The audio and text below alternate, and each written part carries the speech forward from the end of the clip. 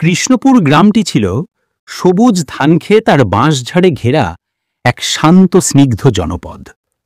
সূর্যোদয়ের সময় শিশির ভেজা ধানের শীষে যখন সোনালি আভা পড়ত, তখন মনে হতো যেন প্রকৃতি নিজের হাতে সোনা ছড়িয়ে দিয়েছে।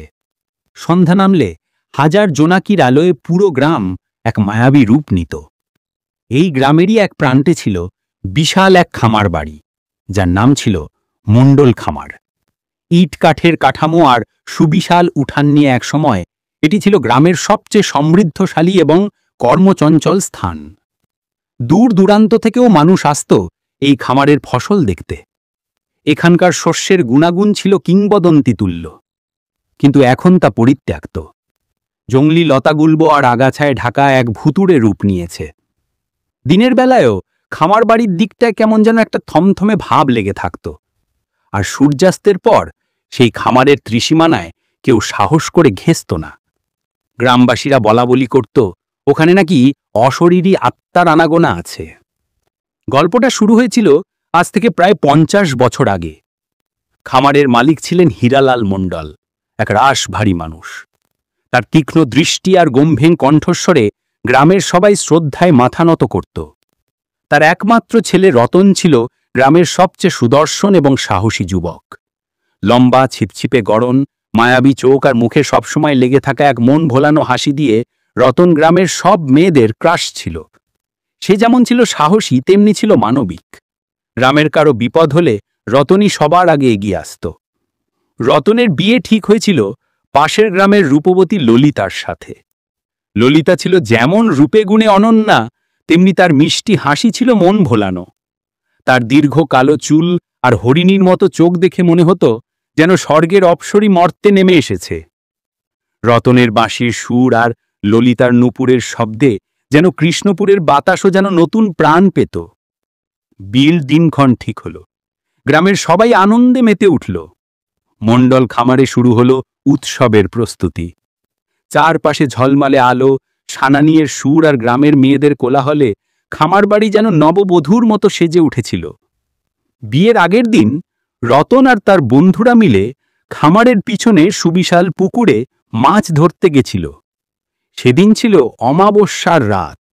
আকাশ কালো মেঘে ঢাকা, বিদ্যুৎ চমকাচ্ছিল আর থেকে থেকে দূর থেকে ভেসে আসছিল প্যাঁচার ডাক। রতন ছিল মাছ ধরার ওস্তাদ, তার বড়শিতে নাকি মাছ ধরা পড়বেই। বন্ধুরা মশকরা করছিল, আজ ললিতা ভাবিকে মাছের ঝোল খাওয়াবি নাকি রতন? রতন লজ্জা পেয়ে হাসছিল।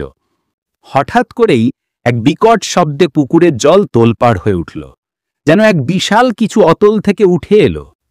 রতন আর তার বন্ধুদের চিৎকারে গ্রামের মানুষ মশাল হাতে ছুটে এলো, কিন্তু ততক্ষণে অনেক দেরি হয়ে গেছিল। পুকুরের পাড়ে কেবল রতনের রক্তমাখা জামা আর তার প্রিয় ভাঙা বাঁশিটা পড়েছিল। রতনকে আর খুঁজে পাওয়া গেল না। জলের ওপর ছোট ছোট ঢেউগুলো যেন রতনের শেষ চিহ্নটুকুও মুছে দিচ্ছিল। গ্রামবাসীরা অনেক চেষ্টা করেও রতনকে খুঁজে পেল না। শেষ পর্যন্ত তারা রতনের পরিবারকে এই দুঃসংবাদ দিতে বাধ্য হল। ললিতা এই খবর শুনে শোকে পাথর হয়ে গেল। তার স্বপ্ন, তার জীবন সব যেন এক লম্হায় ভেঙে খান খান হয়ে গেল। সে পাগলের মতো পুকুরের পাড়ে গিয়ে রতনের নাম ধরে চিৎকার করতে লাগল। হীরালাল মণ্ডল তার একমাত্র ছেলেকে হারিয়ে পাগল প্রায় হয়ে গেলেন। তার সমস্ত স্বপ্ন, তার বংশের প্রদীপ নিভে গেল। কিছুদিনের মধ্যেই তিনি শোকে ও হতাশায় অসুস্থ হয়ে পড়েন এবং শেষ পর্যন্ত মারা যান। ললিতা আর বিয়ে করল না। বাকি জীবনটা সে রতনের স্মৃতি নিয়েই কাটিয়ে দিল, একটা সাদা শাড়ি পরে। তার জীবন থেকে যেন সব রং মুছে গেছিল। সে প্রায় পুকুর পাড়ে বসে থাকত আর মনে মনে রতনের সাথে কথা বলত। এরপর থেকেই সেই খামার বাড়িটা ভুতুড়ে হয়ে ওঠে। রাতের বেলা নাকি পুকুর পাড় থেকে রতনের বাঁশির করুণ সুর ভেসে আসত। সুরটা এতই মন খারাপ করা ছিল যে যে শুনত তার দা কাঁটা দিয়ে উঠত। গ্রামের কিছু লোক নাকি মাঝরাতে রতনের ছায়ামূর্তিকেও খামারের উঠোনে ঘুরতে দেখেছে। কেউ কেউ দাবি করত রতনের ঘোড়াটা নাকি এখনো রাতে খামারের আশেপাশে চড়ে বেড়ায় আর তার খুরের শব্দ শোনা যায়। যে কেউ খামারের কাছাকাছি যেত সে নাকি অদ্ভুত একটা ভয় আর অস্বস্তি অনুভব করত। বাতাসটা যেন ভারী হয়ে যেত আর মনে হতো অদৃশ্য কোনো শক্তি তাকে পিছনের দিকে টেনে ধরছে। এবার আসা যাক বর্তমান সময়ে। গ্রামের কিছু সাহসী যুবক যারা শহরের নামকরা স্কুল থেকে ছুটিতে এসেছিল, তারা ঠিক করল খামারের রহস্য ভেদ করবে। তাদের মধ্যে সবচেয়ে সাহসী ছিল রফিক। রফিক ছিল বিজ্ঞান মনস্ক। সে ভূতে বিশ্বাস করত না, কিন্তু খামারের রহস্য তাকে আকর্ষণ করত। রফিকের দাদু ছিলেন রতনের ছোটবেলার বন্ধু। দাদু প্রায় রাতের বেলায় রফিককে রতন আর খামারের গল্প শোনাতেন। দাদুর চোখ দিয়ে জল গড়িয়ে পড়ত যখন তিনি রতনের অকাল মৃত্যুর কথা বলতেন। তিনি বলতেন, রতন এমন ছেলে ছিল না যে জলে ডুবে মরবে, এর পেছনে নিশ্চয়ই কোনো রহস্য আছে।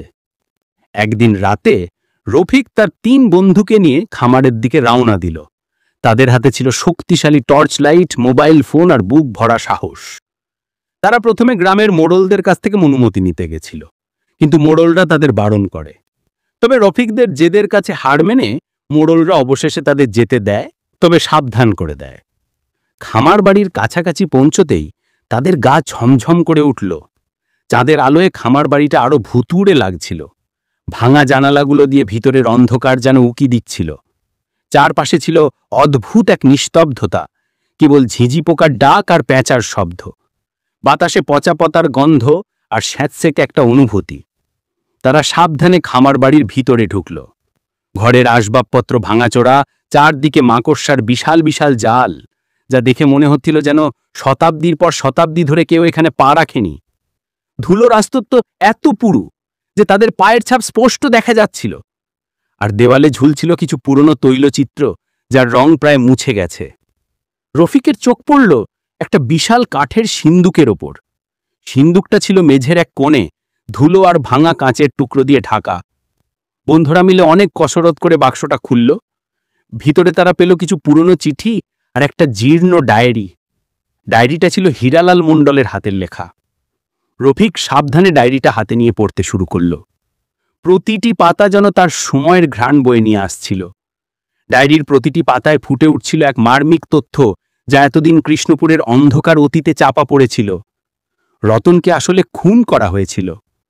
হীরালাল মণ্ডলের এক দূর সম্পর্কের আত্মীয় ছিল, যে অত্যন্ত লোভী এবং হিংসুটে ছিল। তার নাম ছিল শম্ভু। শম্ভু রতনের সম্পত্তি দখলের জন্য বহু বছর ধরে অপেক্ষা করছিল। সে জানত যে রতনের মৃত্যুর পর সমস্ত সম্পত্তি তার হাতেই আসবে, কারণ হীরালাল মণ্ডলের আর কোনো উত্তরাধিকার ছিল না। সেই খুনি শম্ভুই রতনকে বিয়ের আগের রাতে পুকুরে ডুবিয়ে মেরে দিয়েছিল। সে রতনের সাথে তার শেষ মুহূর্তের রাগারাগি নিয়েও লিখেছিল। শম্ভু রতনের বাঁশিটা পুকুরের ধারে ফেলে গেছিল, যাতে সবাই ভাবে রতন নিজেই জলে ডুবে মারা গেছে। হীরালাল মণ্ডল এই তথ্য জানতে পারেন যখন তিনি শম্ভুর সাথে রতনের পুরনো শত্রুতার কথা জানতে পারেন। কিন্তু খুনি তাকে হুমকি দিয়েছিল যে যদি তিনি মুখ খোলেন তাহলে ললিতারও ক্ষতি হবে। সে রতনের মতো ললিতাকেও মেরে ফেলার হুমকি দিয়েছিল। তাই তিনি নিরুপায় হয়ে চুপ করেছিলেন এবং ধীরে ধীরে এই শোক তাকে গ্রাস করেছিল। ডায়েরিতে হীরালাল মণ্ডল তার অসহায়ত্বের কথা লিখেছিলেন, কিভাবে তিনি প্রতি রাতে রতনের আত্মার শান্তি কামনা করতেন আর শম্ভুর শাস্তির জন্য ঈশ্বরের কাছে প্রার্থনা করতেন। ডায়েরিটা শেষ হতেই রফিক আর তার বন্ধুরা হতভাগ হয়ে গেল। তাদের গায়ে কাঁটা দিয়ে উঠল। তারা বুঝতে পারল রতনের আত্মা এতদিন খামারে ঘুরে বেড়াচ্ছিল কারণ সে তার মৃত্যুর প্রতিশোধ নিতে চেয়েছিল। রতনের আত্মা শান্তি পাচ্ছিল না কারণ তার খুনি তখনও শাস্তি পায়নি। রতন আসলে প্রতিশোধের জন্য অপেক্ষা করছিল, এমন একজন সাহসী যুবকের জন্য যে তার সত্য উন্মোচন করবে। পরের দিন সকালে রফিক আর তার বন্ধুরা গ্রামের প্রবীণদের কাছে সব খুলে বলল। প্রথমে কেউ বিশ্বাস করতে চাইছিল না, কিন্তু ডায়েরির প্রতিটি শব্দ প্রমাণ করছিল রফিকের কথা। গ্রামের মানুষজন একত্রিত হয়ে সেই শম্ভুকে খুঁজে বের করল। শম্ভু ততদিনে গ্রাম ছেড়ে শহরে চলে গিয়েছিল এবং সেখানে বেশ প্রভাবশালী হয়ে উঠেছিল। কিন্তু প্রবীণদের কাছে শম্ভুর অতীত ছিল স্পষ্ট। গ্রামবাসীরা পুলিশের কাছে সব প্রমাণ নিয়ে হাজির হল। পুলিশ শম্ভুকে গ্রেফতার করল। শম্ভুর বিচার হল এবং সে তার পাপের শাস্তি পেল। আদালতের রায়ে তার যাবজ্জীবন কারাদণ্ড হল। এরপর থেকে কৃষ্ণপুরের সেই খামার বাড়ি আর ভুতুড়ে রইল না। রতনের আত্মা শান্তি পেল এবং তার বাঁশির করুণ সুর আর শোনা গেল না। ললিতার মুখেও অনেক বছর পর এক ঝলক শান্তির হাসি দেখা গেল। খামার বাড়িটি আবার নতুন করে গড়ে তোলার উদ্যোগ নেওয়া হলো। গ্রামের যুবকরা মিলে খামারের আগাছা পরিষ্কার করল, নতুন করে ফসল ফলানো শুরু হলো। কৃষ্ণপুর গ্রামে ফিরে এলো সেই শান্তি আর স্বস্তি। রতনের আত্মত্যাগ আর রফিকের সাহসিকতা গ্রামের মানুষের মনে চিরকাল অমর হয়ে রইল।